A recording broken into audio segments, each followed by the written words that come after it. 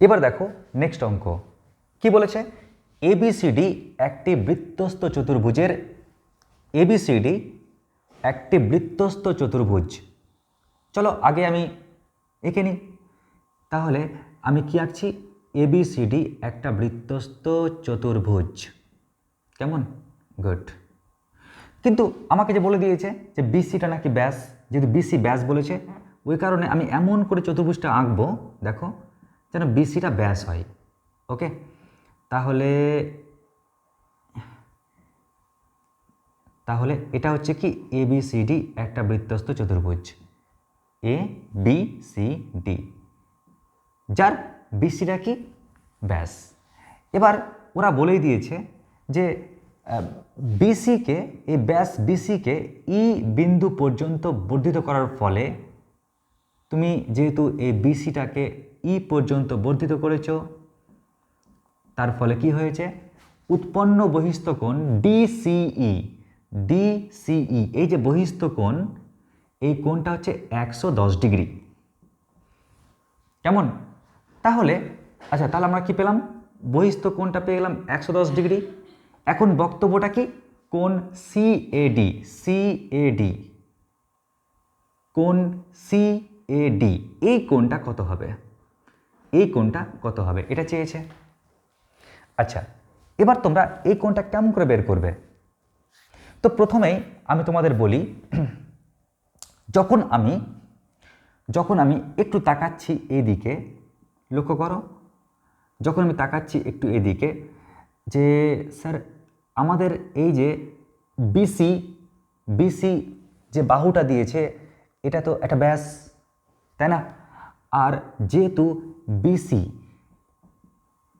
BC কি ব্যাস, এই বাহুটা একটা ব্যাস, আর এই কারণেই আমরা বলতে পারি অর্ধবৃত্তস্থ কোণ সমকোণ, তাই না?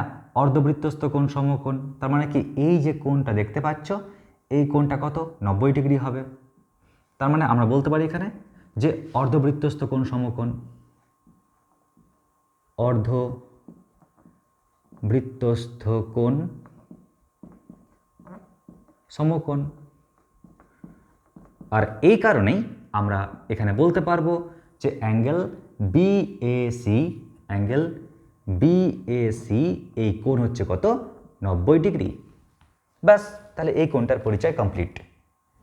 আবার দেখো, যখন আমরা এখান থেকে দেখছি এই কোণটাকে, তখন কিন্তু আমাদের মাথায় আরেকটা জিনিস কিন্তু ভাসছে।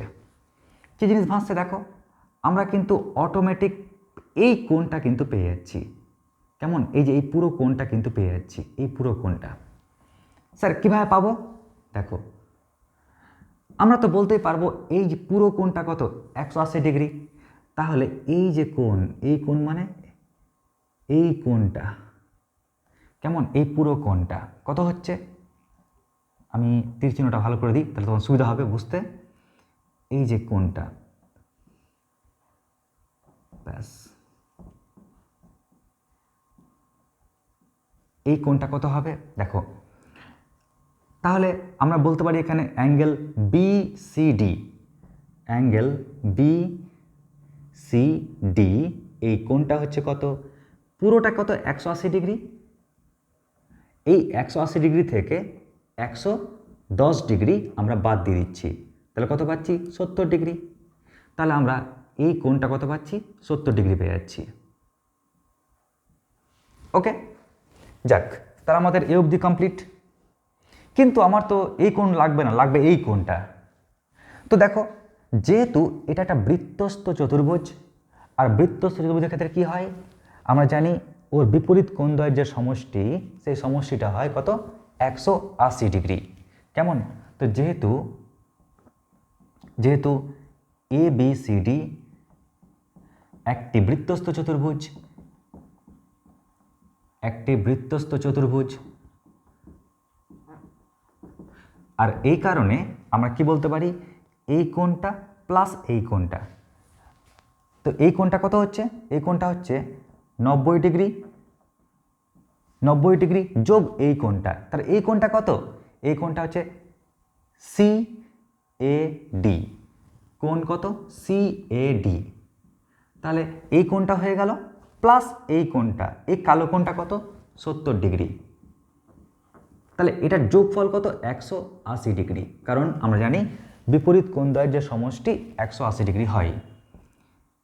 তাহলে আমরা এক কাজ করি, অ্যাঙ্গেল সিএডি এটা সমান কত 180 degree minus 90 degree minus 70 degree.